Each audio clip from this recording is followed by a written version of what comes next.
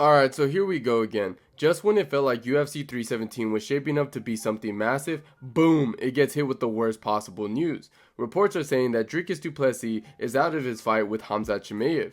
International Fight Week just took a major hit. And yeah, it's not just a rumor. Kevin Laioli broke the story and Khamzat himself basically confirmed it with the classic, "This guy's the biggest bullshit" tweet.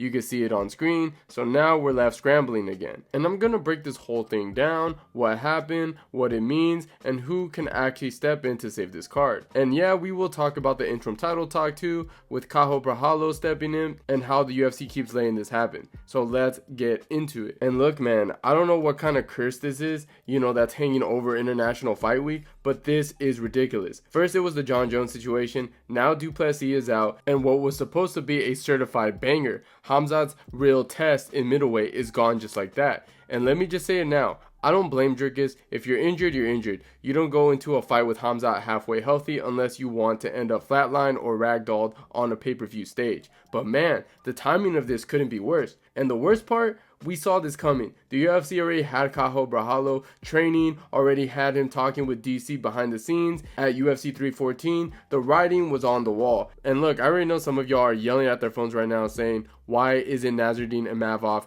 getting the title shot instead of Caio Borralho? And I get it, dude. Imavov's ranked higher, he's got the better wins, and it feels like it's been long overdue for a big opportunity. But here's the thing. He didn't step up. Whether it was offered or turned down or he just didn't push for it. The fact is, Caio raised his hands first. And I think this is also about momentum. Caio's part of the whole Fighting Nerds crew. Guys like Gene Silva, Prates, Ruffy, and all of them have a lot of momentum right now. And the UFC loves a storyline. That group is hot right now. And Caio's kind of riding that wave. So yeah, the UFC is probably leaning into it. And I gotta say this, Imavov may deserve it on paper, but he's quiet right now. Caio's been loud, active, and he's been making noise. And in this game, that's how you get the call. Because this guy has been quietly stacking wins, calling people out for months. He's not a hype machine, he's not flashy on the mic, but he is calculated, I'll tell you that. And credit where it's due. He's been asking for tougher fights all year, man. He called out Khamzat, he called out Whitaker, he even threw Anthony Hernandez's name out there like it was nothing. The dude's clearly ready to gamble.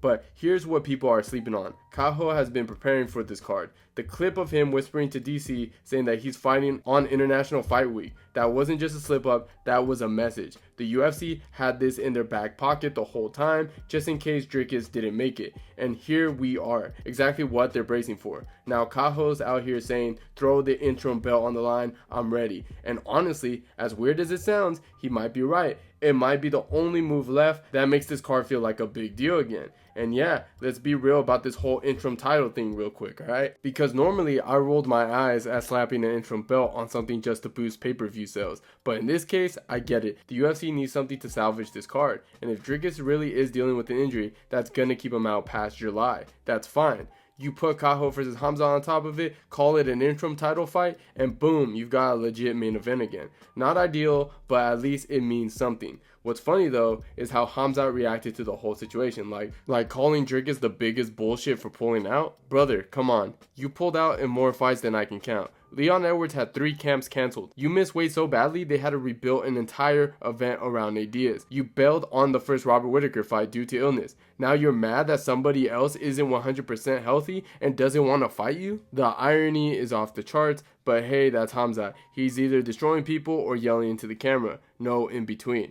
Now, let's actually talk about Caio because the dude's got more going for him than people realize. Now, do I think he has a real chance against Khamzat? That's a whole other conversation. But right now, Caio's the only one putting his hands up and saying, let's go, and that counts for something. Now, I'm not saying Caio Borralho is going to beat Khamzat Chimaev, but I am saying this matchup is a little more interesting than people think. Like, don't let this quiet confidence fool you. There's something there. Caio's not some random dude off the couch. He's methodical, well-rounded, and more importantly, he doesn't panic. And when you're fighting someone like Khamzat, that's the first test. Can you survive the storm without falling apart? Because we've seen what happens when guys can't handle it. It's chaos. It's over quick. But Caio's different. He's a thinker, he doesn't rush, he doesn't get emotional, and he's got the grappling chops to at least make things competitive if it hits the mat. Not saying he's gonna dominate Khamzat down there, but he might not just fold like some of Khamzat's past opponents. And on the feet, let's just say Caio knows how to stay safe and he knows how to score. He's not some brawler looking to trade wild shots, he picks his spots. He chips away, and if Khamzat gets a little over aggressive, which we've seen before, well, that opens doors. I'm not going to hype it up beyond what it is. But let's just say if there's a guy who can make Khamzat work harder than he's used to, it might be this guy. That's all I'm going to say. Watch the tape. You'll see. And let's talk about the grappling for a second, because that's what everyone's going to point to, right? Khamzat's just going to take him down and smash him. And hey, maybe he will, but maybe not. Not as easy as you think, I would say. Caio's got real BJJ credentials. He's not some striker with a blue belt trying to fake it till he makes it to the ground. The dude's controlled good wrestlers, reversed bad positions, and stayed dangerous even when he was underneath. That's the key, because surviving is one thing, but staying calm and knowing how to work your way out, that's something else entirely.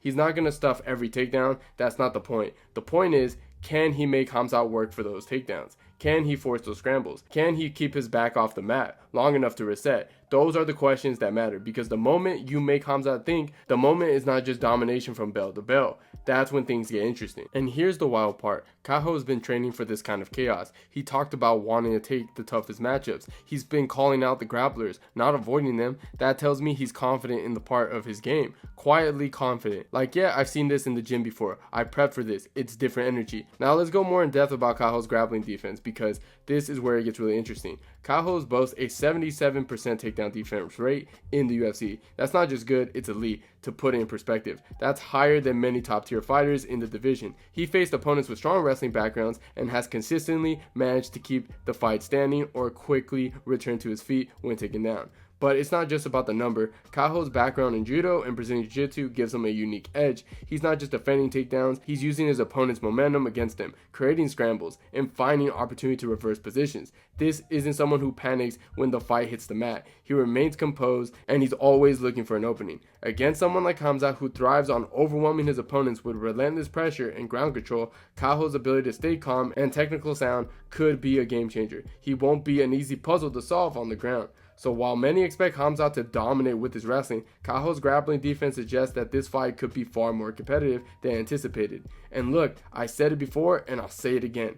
If Caio survives those first 2 rounds, he's got a real shot. Like, don't get it twisted. Khamzat's an absolute wrecking ball early. He sprints at you, dumps you on your head, and tries to drown you before the second round even starts. But if Caio's weathered the storm, that's when the fight flips. And that's what makes this matchup so interesting to me. Caio is dense. That's a thick, compact dude. He's not getting ragdolled easy, especially not with his base and his composure. Add in that 77 takedown defense we mentioned earlier, plus the fact that he doesn't burn energy panicking in grappling exchanges, you start to see why this could be tricky for Khamzat. But let's just call it what it is. Khamzat Chimaev doesn't have 5-round cardio. That's not me hating, that's just what the fight has showed us so far. Look at the Gilbert Burns fight. Khamzat came out like a madman in round 1, and yeah, he still looked dangerous as hell, but once Burns started landing, once the fight turned into a dogfight, you saw the shift. Khamzat's pace dipped. He started loading up and it got sloppy. That 3rd round, it wasn't dominance, it was survival. He won the fight, but it was way closer than it needed to be,